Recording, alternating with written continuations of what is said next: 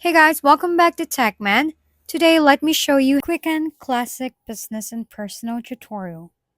Welcome to the Quicken Class Business and Personal Tutorial. This edition blends powerful personal finance tools with advanced features for small businesses and rental management, allowing you to handle both seamlessly yet independently.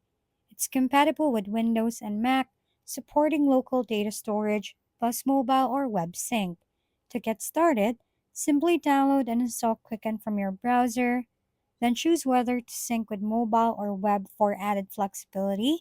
After signing in or creating an account with your basic details, link your bank or financial institution through the Add Account option.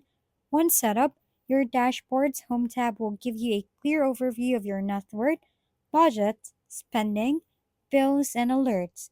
You can create a personalized budget based on your spending habits, track business or rental operations, manage invoicing and tenant details, and generate detailed reports like profit and loss or tax schedules.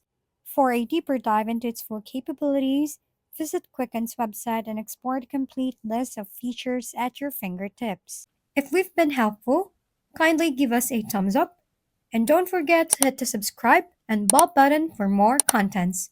For any questions and suggestions, comment down below.